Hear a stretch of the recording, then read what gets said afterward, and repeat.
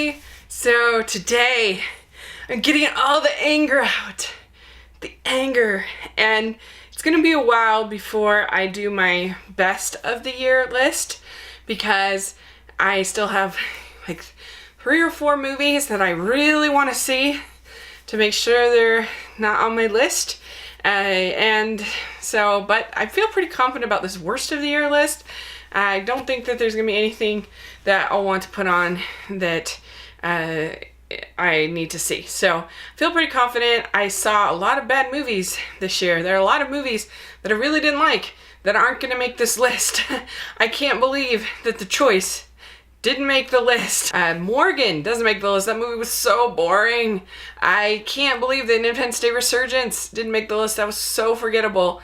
Batman v Superman didn't make the list, even though I really didn't care for it. There's a lot of movies that didn't make my top 15 worst of the year, but let's get started with the ones that did. Okay, number 15, I have Suicide Squad. This movie was so shoddily made. It really wasn't even a finished film. Enchantress was terrible. The characters didn't really make sense, their motivations. I hated the Joker. I thought that it was saved. The only reason it's 15th worst is because of Margot Robbie and Will Smith, and some of the cinematography was a little bit interesting. But other than that, it was a real stinker. I get the feeling the WB just thinks that they can just put out anything and people will go see it, and they're proven right. They can, evidently. All right, number 14 on my worst of the year list is one I've complained about a lot, but it's got good things about it, but it just really, really irritated me, was X-Men Apocalypse. And I get that Michael Fassbender is pretty good in this movie and gives a pretty good performance, but that's about all that I think is good about it. I hated Apocalypse as a character. I found him loud, annoying, and to me, the movie was fractured narratively. You spend a little bit with one character and then a little bit with another character, and none of them felt satisfying or integrated, and I just thought it was cheeky and annoying. Let's talk about my number 13 worst of the year. That is The Fifth Wave. This movie was so drab. It was so violent. It was so sad. And it's supposed to be for teenagers. I mean, give me a break. The twist was so obvious. And it was just joyless. Like, it didn't have anybody that I liked. The characters were so rote. They were so boring. The dialogue was terrible. It was just a horrible experience at the theater. 12 on my list is Gods of Egypt. I can't believe this didn't make the top 10, but there is some so bad it's good material in Gods of Egypt. It's so ridiculous. Oh my gosh, there's so many scenes that were horrible. The story's horrible. The special effects are shockingly horrible. The characters are really bad. The writing is horrible. It is just laughably bad. If you want to watch a so bad it's good movie, this one is pretty good. Number 11 on my worst list is The Huntsman, Winter's War. I hated the first one. The second one is just defies description. I do not understand what was going on in this movie. It's like part prequel, part sequel. It's just all bad. The story made no sense. The character development was terrible. The chemistry between the actors, these are all good actors, was really bad. Jessica Chastain and Chris Hemsworth have terrible chemistry.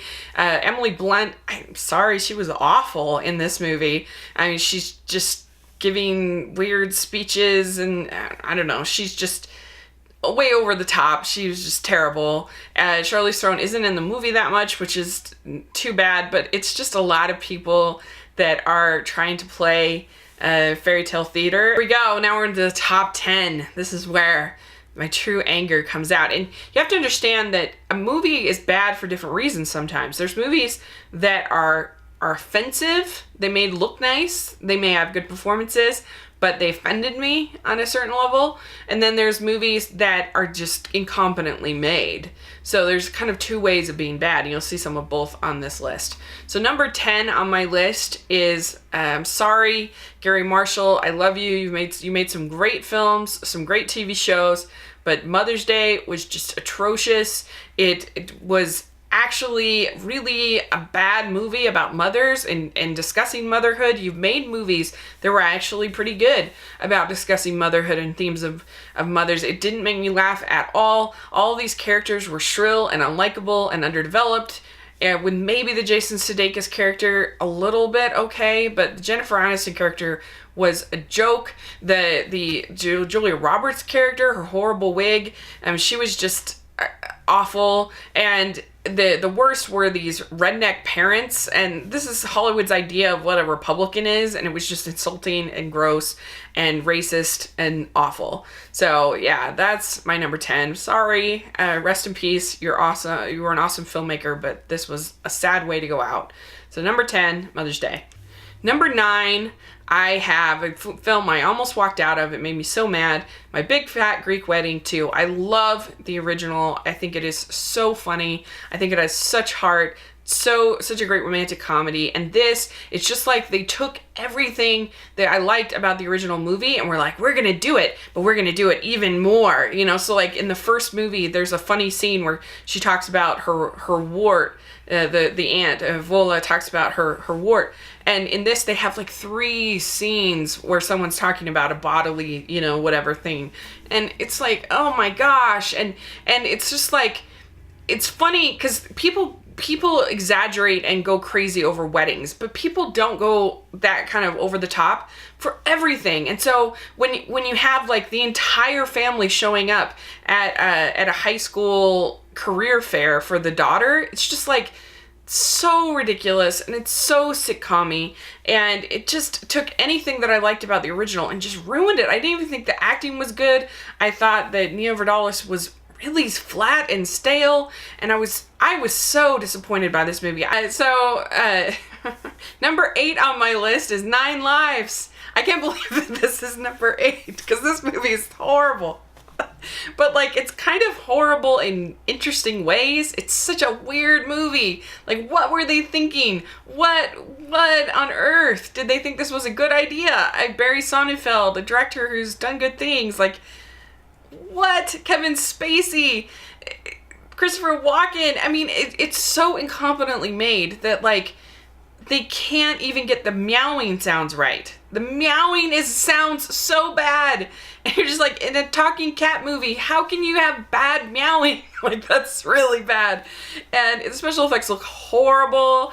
The story goes in such weird places, with even like cat suicide at a certain point, and it's just bizarre. And but yeah, I guess that's why it's number 8, because at least it's sort of bizarre in interesting, weird ways, I guess. It's sort of a bizarre train wreck. But the other weird thing about the movie is that, like, he's actually a good dad.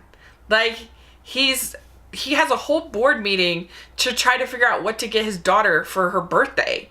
Like, he is actually, like, involved and there for his daughter. And so there's no reason that he should be turned into a cat. Like, it's so strange. Anyway, so my number 7 pick is Miss Peregrine's Home for Peculiar Children. I was really actually looking forward to this.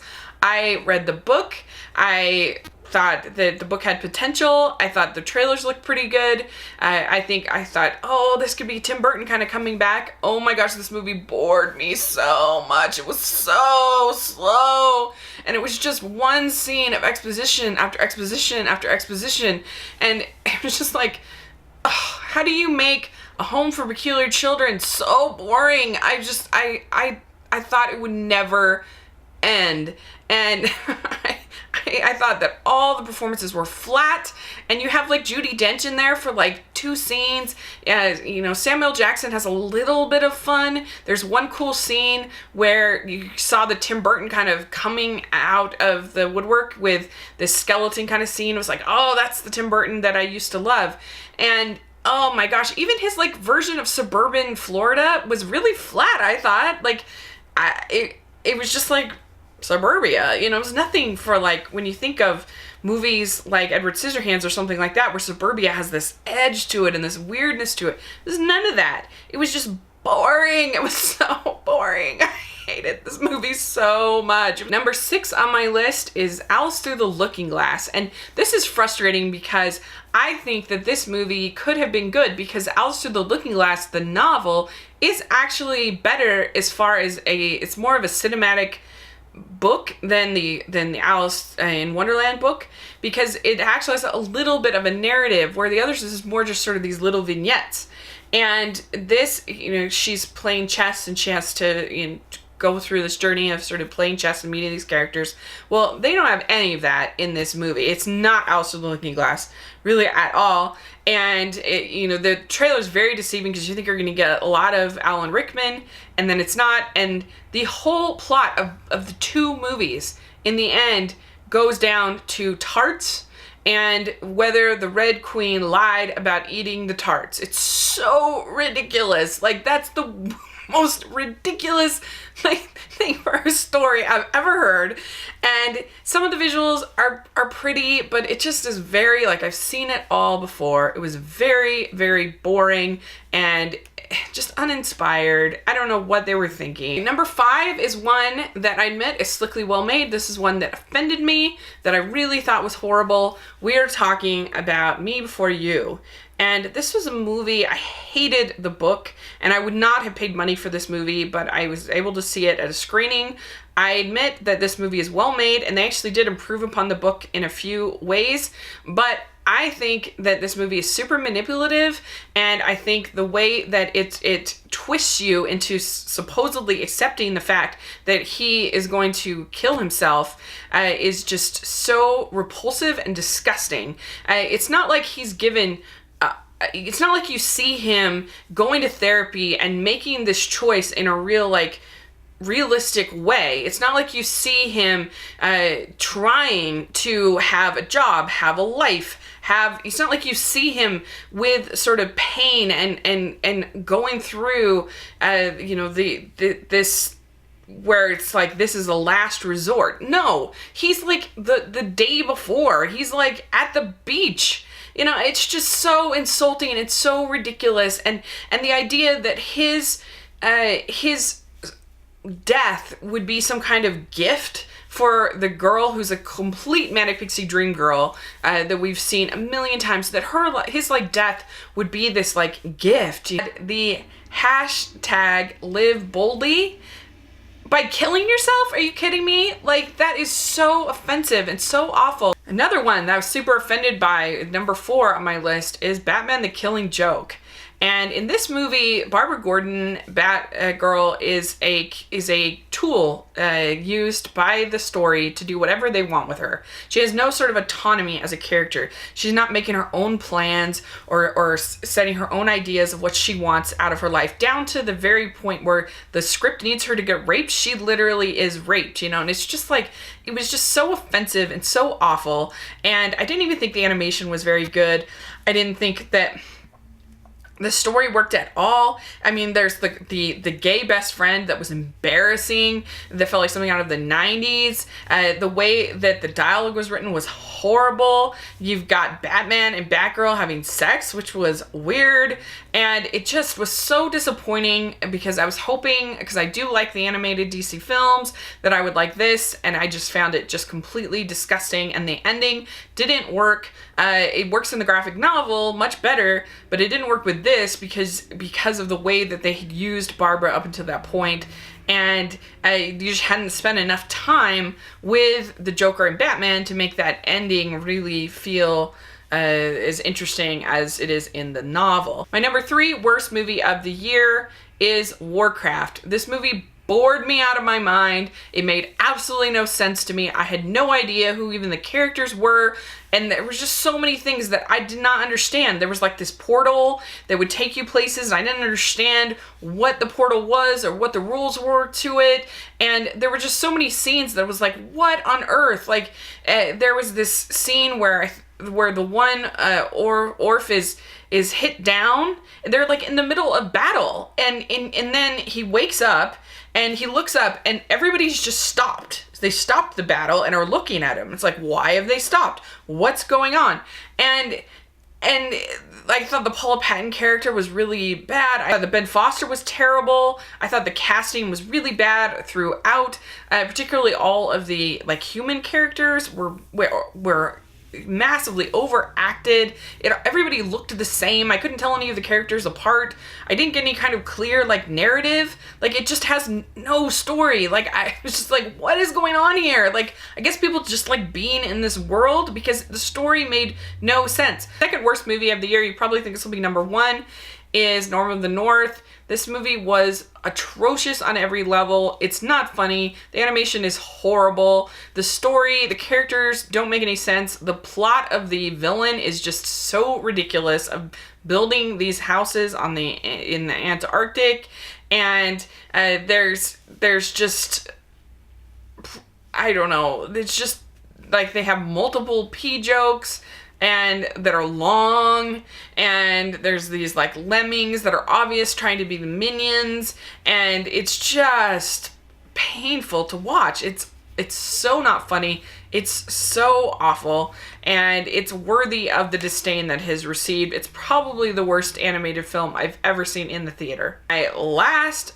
worst movie of the year is from my friend Adam Sandler in The Do-Over. This movie, they did not even try. This, at least like, I can't believe I'm saying this, but at least with The Ridiculous Six, there was some effort to have like sets and a horrible story. But this, they just didn't even try. And like it's just like them in Puerto Rico, like hanging out, and David Spade, he tries, I guess, a little bit, but like the story is super mean to him. Like his friend Adam Sandler convinces him that they're gonna like play dead, and so they just like leave all of their family and friends, and of course they're horrible to family and friends, and they like put up this trick on the Paula Patton. Oh, she had a horrible year this year, but. Anyway, they like play this trick on these people, and it's just so misogynistic. It's so disgusting. It's managed to be homophobic and racist, and just, it's so bad. I mean, you watch it and you just think, how could anybody air this? Like, it's that bad. It's that offensive. It's that mind-blowing, you know, that you're just like, you are paying for Adam Sandler to go to Puerto Rico, go on vacation, and not have one funny joke, not one moment where I laugh. We've got Do-Over, Norm of the North, Warcraft, The Killing Joke, and Me Before You as my bottom 5. Those were horrible experiences at the movies, the worst that you can have. And so that is my worst of the year list. Let me know what you think of this list, and what were some of your worst of 2016. Whew, got that out.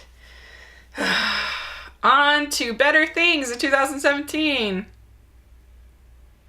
2000, we're getting the Emoji Movie. So anyway, we will see. We'll get through together. So thanks so much. Please subscribe to my channel, and I'll talk to you later. Bye.